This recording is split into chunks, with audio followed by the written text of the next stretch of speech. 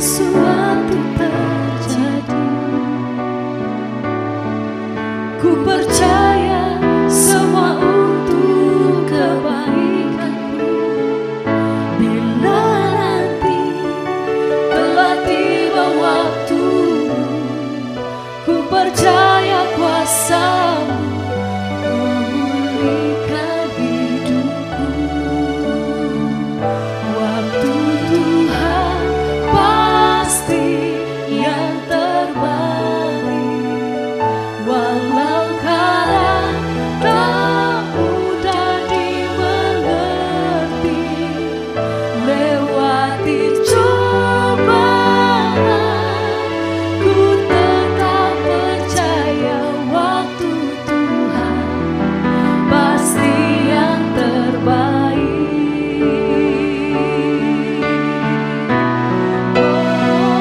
Waktu Tuhan pasti yang terbaik, walau kadang tak mudah dimengerti.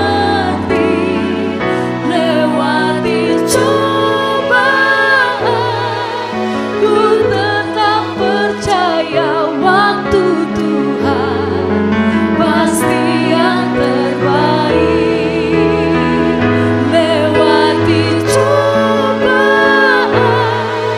ku tetap percaya waktu Tuhan pasti yang terbaik.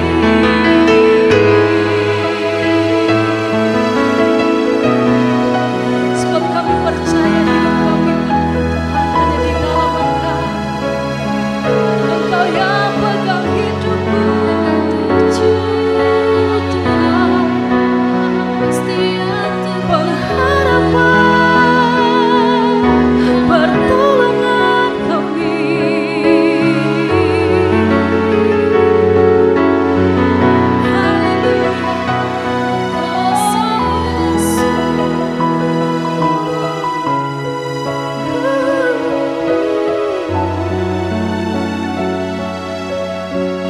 Haleluya. Terima kasih Tuhan. Kami mengucap syukur senantiasa atas setiap kebaikan yang kami terima setiap hari dalam hidup kami. Sampai hari ini kami beroleh begitu banyak kemurahan dan anugerah Tuhan dalam hidup kami. Engkau yang senantiasa memelihara hidup kami, dan apapun yang terjadi kami percaya senantiasa waktu Tuhan adalah waktu yang terbaik. Hari ini kami percaya Tuhan bahwa bersama di dalam ibadah-Mu kami mau siap diberkati. Kami mau siap terima berkat yang baru. Kami mau siap untuk semakin dikuatkan. Penghiburan daripada Tuhan itu yang menaungi, menyertai setiap kami. Terima kasih Tuhan, terima kasih. Engkau yang pimpin ibadah ini dari awal, pertengahan hingga akhirnya hanya di dalam nama Tuhan Yesus. Haleluya. Amin.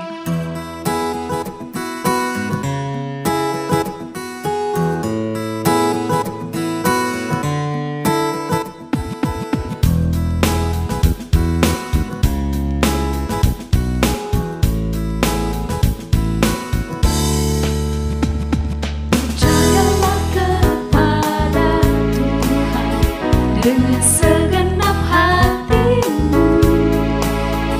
Kita jangan bersandar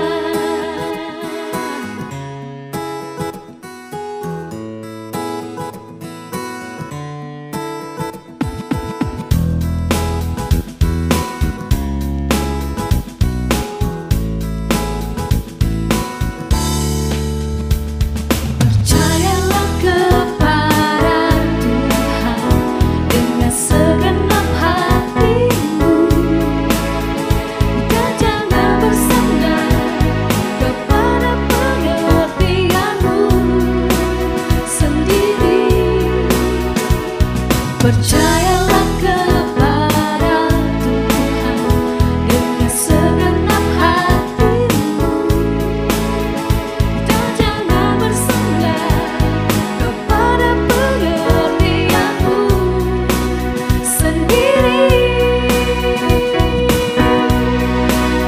Berbahagia orang-orang yang memperoleh hikmatnya, lebih berharga dari emas perak dan permata. Umur panjang di tangan kananmu, kekayaan hormat di tangan kiri, jalannya penuh damai sejahtera senantiasa, senantiasa, senantiasa.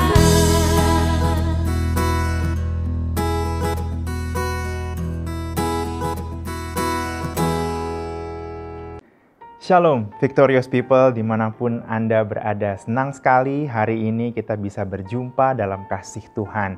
Dan pemeliharaan Tuhan saya percaya bersama dengan kita, karena kasih Tuhan yang luar biasa selalu ada di tengah-tengah kita. Hari ini kita akan diberkati oleh kebenaran firman Tuhan, dan saya berharap kita semua siap untuk menerima dan merenungkannya. Namun sebelum kita menerimanya, mari kita berdoa, kita buka hati dan telinga untuk firman Tuhan boleh berbicara langsung kepada kita secara pribadi. Mari kita berdoa. Anugerah-Mu yang besar tak pernah meninggalkan kami Tuhan. Engkau Tuhan yang senantiasa berjalan bersama dengan kami, bahkan sampai kepada kesudahannya. Kalau kami sekarang sedang di tengah-tengah perjalanan kehidupan kami percaya bahwa Engkau memegang tangan kami melalui setiap hal yang buruk maupun yang biasa-biasa saja ataupun hal-hal yang menyenangkan. Engkau tetap ada di samping kami untuk mengarahkan kami supaya kami berada dalam jalur yang tepat dan melihat kemuliaan-Mu dinyatakan. Kalau sebentar kami akan merenungkan firman-Mu Tuhan, koreksi kami apabila firman itu membicarakan satu hal yang tertentu dalam kehidupan kami, supaya kami tetap kehadapatan suci di hadapan-Mu, dan kami akan melihat tangan Tuhan yang bekerja mengubahkan kami dari kemuliaan sampai lepas kemuliaan. Terima kasih Bapa, kami siap menyambut firman-Mu. Hanya di dalam nama Tuhan Yesus kami berdoa dan bersyukur. Amin. Victorious People, satu kali saya melintasi sebuah jalan di mana jalan protokol, dan saya tidak tahu apakah jalur tersebut bisa saya lalui ketika saya berpindah dari jalur yang sebelumnya untuk masuk ke jalur tersebut langsung ke jalur cepat. Tanpa disangka tiba-tiba ada polisi yang menyetop saya, dan kemudian terjadilah pembicaraan dan saya akhirnya ditilang. Saya melakukan kesalahan, sesuatu yang tidak saya ketahui, namun kenyataannya saya berbuat salah dan harus ditilang. Saya tidak berkompromi, saya menerima kesalahan itu dan saya menerima surat tilang. Saya menebus atau membayar denda yang diharuskan, dan kemudian saya mendapatkan SIM saya kembali, dan saya mempelajari bahwa di tempat tersebut yang mestinya saya lakukan tidak boleh saya lakukan, dan pada waktu-waktu kedepannya saya tidak lagi melakukan kesalahan yang sama.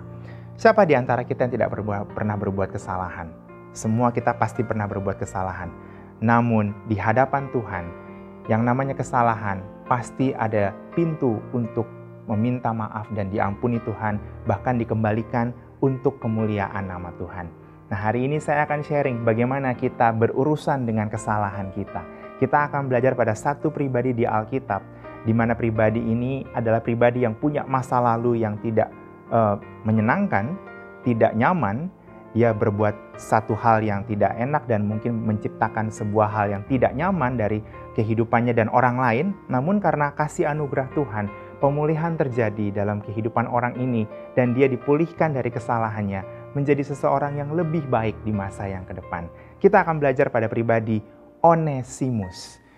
Sebelumnya kita akan buka Alkitab kita, terambil dari kitab Filemon, pasal yang pertama. Karena Filemon cuma satu pasal, kita akan membaca dari ayat yang pertama, dari ayat yang ke-8 sampai ayat yang ke-16. Namun, saya akan meng-highlight beberapa ayat kunci saja yang menjadi perenungan kita untuk hari ini. Dikatakan oleh Paulus kepada Filemon, niatan Paulus untuk mengirimkan seseorang yang dia temui dalam kehidupannya yang sudah diubahkan, yang ternyata punya masa lalu dengan Filemon. Orang ini adalah Onesimus. Kita baca dulu ayatnya dari ayat 9 sampai yang ke-11. Tetapi mengingat kasih-Mu itu, lebih baik aku memintanya daripadamu. Aku, Paulus yang sudah menjadi tua, lagi pula sekarang dipenjarakan karena Kristus Yesus, mengajukan permintaan kepadamu mengenai anakku yang kudapat selagi aku dalam penjara, yakni Onesimus. Dahulu memang dia tidak berguna bagimu, tetapi sekarang sangat berguna, baik bagimu maupun bagiku. Keadaan Filemon pada saat Paulus ingin mengutus Onesimus kepada Filemon, pada waktu itu Filemon berada di kota Kolose. Ya. Onesimus setelah saya pelajari latar belakangnya merupakan budaknya Filemon pada waktu tinggal di Kolose.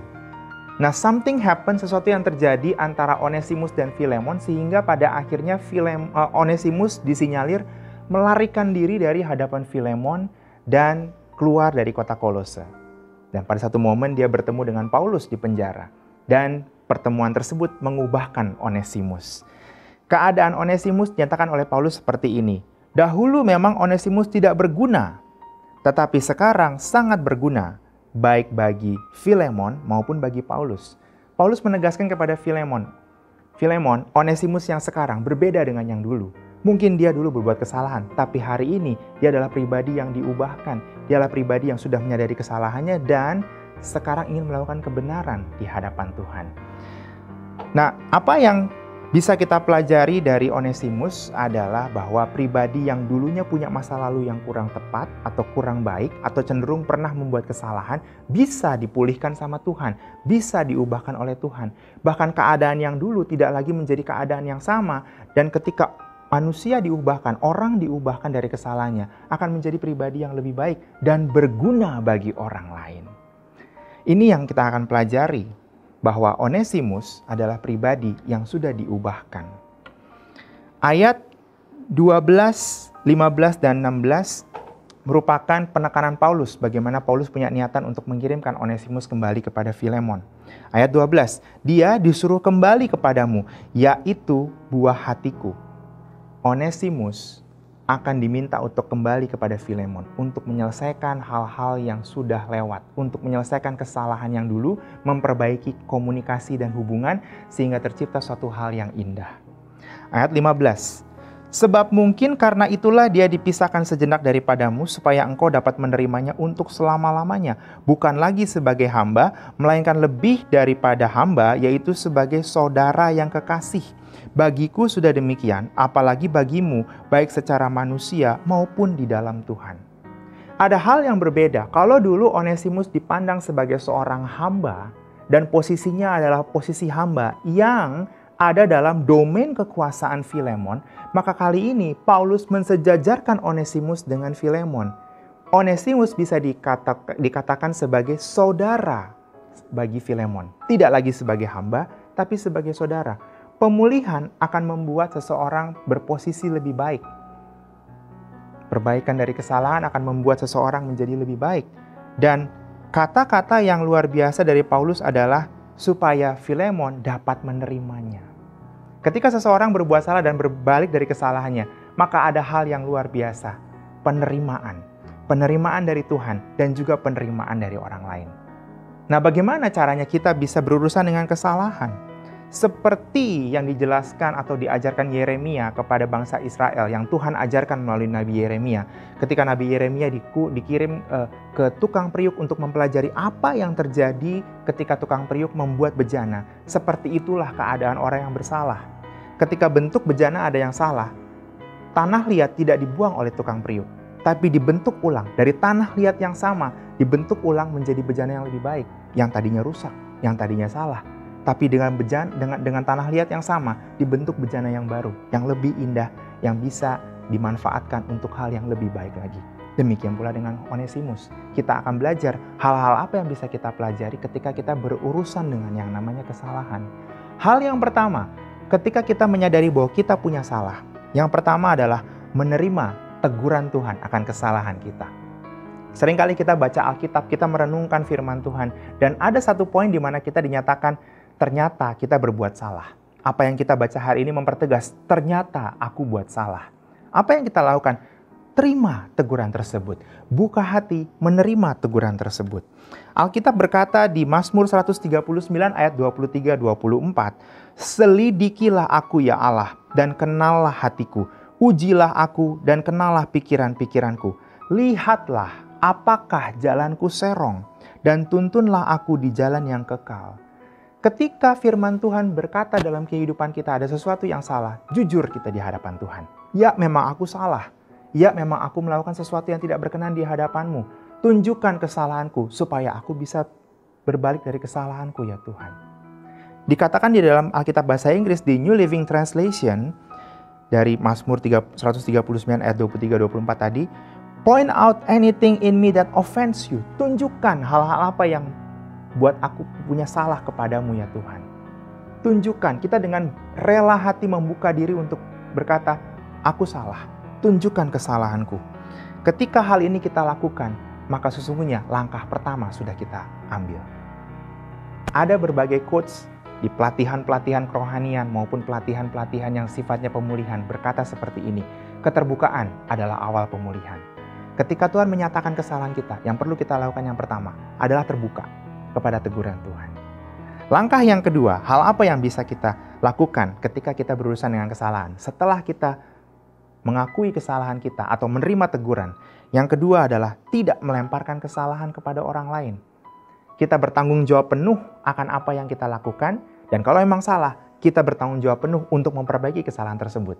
Sama seperti ketika saya tadi ditilang, saya penerima kesalahan saya terima surat tilang, dan saya pertanggungjawabkan, saya bayar denda saya, dan saya selesaikan urusannya, administrasinya, dan segala sesuatunya. Maka hal yang kedua yang bisa kita pelajari ketika kita tidak melemparkan kesalahan orang lain, kita bertanggung jawab penuh atas diri kita sendiri.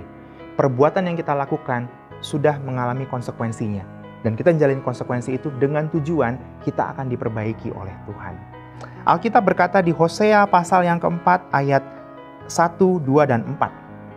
Demikian firman Tuhan. "Dengarlah firman Tuhan, hai orang Israel, sebab Tuhan mempunyai perkara dengan penduduk negeri ini, sebab tidak ada kesetiaan dan tidak ada kasih, dan tidak ada pengenalan akan Allah di negeri ini." Situasi yang sangat kacau digambarkan oleh Hosea di sini. Hanya mengutuk, berbohong, membunuh, mencuri, berzina, melakukan kekerasan, dan penumpahan darah, menyusul penumpahan darah. Hanya janganlah ada orang mengadu dan janganlah ada orang menegur, sebab terhadap engkaulah pengaduanku itu, hai imam. Kalimat ini ditujukan kepada imam yang merupakan pemimpin agama bangsa Israel pada waktu tersebut. Kekacauan yang terjadi pada bangsa Israel bukan murni 100% salahnya orang Israel. Bukan murni 100% salahnya bangsa Israel. Tapi ada peranan imam yang tidak melakukan tanggung jawab sebagai imam. Yang mestinya mengarahkan tindakan orang Israel. Tapi imam tidak melakukan hal yang tepat sehingga terjadi kekacauan. Dan firman Tuhan jelas menegur kepada para imam. Kalau bahasa Inggris saya katakan di ayat yang keempat tadi versi New Living Translation. "Don't point your finger at someone else and try to pass the blame." Jangan tunjuk orang lain dan lemparkan kesalahan yang mestinya kesalahan kita kepada orang lain. Terima. Memang ini tanggung jawab saya. Memang ini yang harusnya saya lakukan. Tapi saya tidak lakukan. That's my mistake. Itu kesalahan saya. Dan akui, tidak melemparkan kepada orang lain. Alkitab banyak bercerita mengenai naluriah manusia yang cenderung melemparkan kesalahan kepada orang lain. Hawa melemparkan kesalahan kepada ular. Adam melemparkan kesalahan kepada Hawa. Dan hal itu akan menjadi lingkaran setan yang tidak pernah berakhir. Untuk berurusan dengan kesalahan hal yang kedua, kita perlu menerima tanggung jawab dan tidak melemparkan kesalahan kita kepada orang lain. Hal yang ketiga, hal yang terakhir yang akan saya jelaskan. Bagaimana kita berurusan dengan yang namanya kesalahan. Yaitu tidak menjadikan kesalahan kita sebagai landasan motivasi untuk berjalan di masa depan dengan tidak menyelesaikannya. Kesalahan harus diselesaikan. Kesalahan bukan ditutupi. Kita tidak menutupi kesalahan kita atau masa lalu kita yang buruk. Misalnya, dulu saya orang gak punya. Oleh sebab itu sekarang saya akan bergaya seperti orang yang berada. Saya akan dandan sedemikian rupa, saya akan menimbulkan image supaya orang lihat saya bukan orang yang tidak punya. Padahal sesungguhnya ekonominya masih biasa-biasa saja. Tidak ada penyelesaian dari hal yang lalu. Kalau memang Tuhan sudah pulihkan, maka hal yang terjadi adalah apapun keadaannya kita bisa bersyukur dan bersikap adanya. Penerimaan orang tidak didasarkan melulu kepada penampilan kita, tapi bagaimana kita membawa diri, kita berbicara kepada orang lain, dan itu bisa dilihat ketika hati kita terbuka pada pembentukan Tuhan. Jadi bukan cuma outlook untuk menutupi hal yang salah, tapi kesalahan diselesaikan dan kita move on dengan kebenaran yang Tuhan berikan kepada kita. Ayat terakhir yang akan kita renungkan, Yesaya 43 ayat 18-19. Firman-Nya, janganlah ingat-ingat hal-hal yang dahulu dan janganlah perhatikan hal-hal yang dari zaman purbakala. Lihat, aku hendak membuat sesuatu yang baru, yang sekarang sudah tumbuh. Belumkah kamu mengetahuinya? Ya, aku hendak membuat jalan di padang gurun dan sungai-sungai di padang belantara. Tuhan menyiapkan hal yang baru kepada kita ketika kita menyelesaikan hal yang lama. Finish, kita clear, memperbaiki kesalahan kita tinggalkan kesalahan kita, dan kita maju kepada hal yang baru yang Tuhan bukakan kepada kita. Selesaikan kesalahan kita dan lihat apa yang Tuhan siapkan bagi kita yang baru, yang lama sudah berlalu, yang baru sesungguhnya sudah datang. So, 3 hal ini saya simpulkan kepada kita semua. Apa yang kita lakukan ketika kita berurusan dengan kesalahan. Yang pertama, kita menerima teguran Tuhan dengan hati terbuka. Yang kedua, tidak melemparkan kesalahan kita kepada orang lain, tapi mempertanggungjawabkan penuh apa yang ada pada kita. Dan yang ketiga, tidak menutupi kesalahan, tapi menyelesaikan kesalahan itu dengan pertobatan dan maju ke depan, menyongsong hal yang baru dalam Tuhan. Kita berdoa. Kami bersyukur Tuhan untuk rahmat dan anugerah-Mu, hikmat yang Kau bukakan kepada kami Tuhan, kebenaran-Mu yang senantiasa menunjukkan kebesaran-Mu Tuhan. Dan kami mau terima esensi kebenaran-Mu hari ini dengan bersyukur karena Engkau sudah menyiapkan hal yang baru bagi kami. Kami siap untuk melangkah kepada hal yang baru, menyelesaikan apa yang di masa lalu Tuhan dengan pembentukan daripada Tuhan. Dan kami percaya yang Tuhan siapkan jauh lebih indah daripada apa yang pernah kami pikirkan. Dan kami mau bertobat dari kesalahan kami Tuhan, masuk kepada pembentukan Tuhan, dan melihat kemuliaan Tuhan dinyatakan. Terima kasih Bapa, kami materaikan firman-Mu dalam hati kami, dan kami akan menghidupinya. Di dalam nama Tuhan Yesus Kristus, kami sudah berdoa dan bersyukur. Amin. Victorious people, sampai jumpa pada pertemuan berikutnya. Tuhan Yesus memberkati.